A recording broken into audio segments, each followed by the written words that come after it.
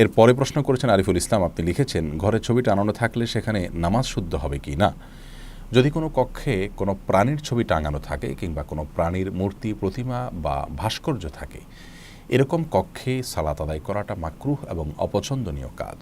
বিকল্প কোনো কক্ষ বা কোনো জায়গা যদি আশেপাশে থাকে যেখানে কোনো প্রাণীর ছবি ইত্যাদি টাঙানো নেই, কোনো প্রতিমা ইত্যাদির মূর্তি নেই, সেই জায়গায় সালাত আদায় করা আমাদের উচিত এবং কর্তব্য।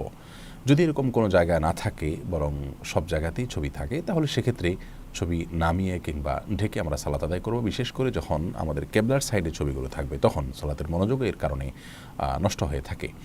আর যদি সেই সুযোগও না থাকে আর এরকম পরিস্থিতিতে আমরা সালাত আদায় করে নেই, সালাত হয়ে যাবে, সালাত বিশুদ্ধ হবে না, ব্যাপারটি এই লেভেলের সমস্যা নয়, বরং সালাত এই অবস্থায় আদায় করলে সেটা মাকরুহ হলো, অপছন্দনীয় কাজ হলো। কারণ আমরা সবাই কম বেশ জানি, রাসূল আকরাম সাল্লাল্লাহু আলাইহি ওয়াসাল্লাম একটা হাদিস বুখারীতে বর্ণিত হয়েছে, তিনি বলেছেন, লা তাদখুলুল মালায়েকাতু বাইতান ফিহি কালবুন আও সূরা, ওই ঘরে আল্লাহর রহমত নিয়ে ফেরেশতা প্রবেশ করেন না যেই ঘরে কোনো ছবি, প্রাণীর ছবি টাঙানো থাকে অথবা কোনো কুকুর থাকে। এই জন্য এরকম জায়গায় আমরা সালাত আদায় করাটা অনুচিত হবে, যেখানে আল্লাহর রহমতের ফেরেশতাই আসেন না, কারণ সালাত আদায় করি আমরা আল্লাহর রহমত পাওয়ার জন্য।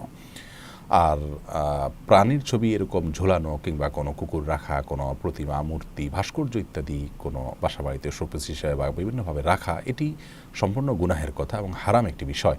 কারণ রাসূল আকরাম সাল্লাল্লাহু আলাইহি ওয়াসাল্লাম রাদিয়াল্লাহু তাআলাকে বলেছেন, ওয়ালা তাদা সূরাতান ইল্লা তামাসতাহা, তুমি কক্ষে, বাড়িতে কোনো ছবি যদি টাঙানো, ঝুলন্ত থাকে কোনো প্রাণীর, তাহলে সেক্ষেত্রে সেটাকে না মুছে ছাড়বে না। এ বিষয়ে রাসূল আকরাম সাল্লাল্লাহু আলাইহি ওয়াসাল্লাম অত্যন্ত কঠোর বার্তা আমাদেরকে দিয়েছেন।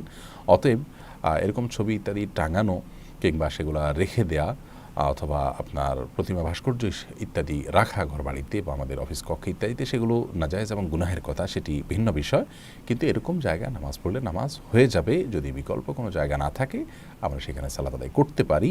অবশ্য সেখানে সালাত আদায় করাটা অনুচিত এবং অনুত্তম কাজ।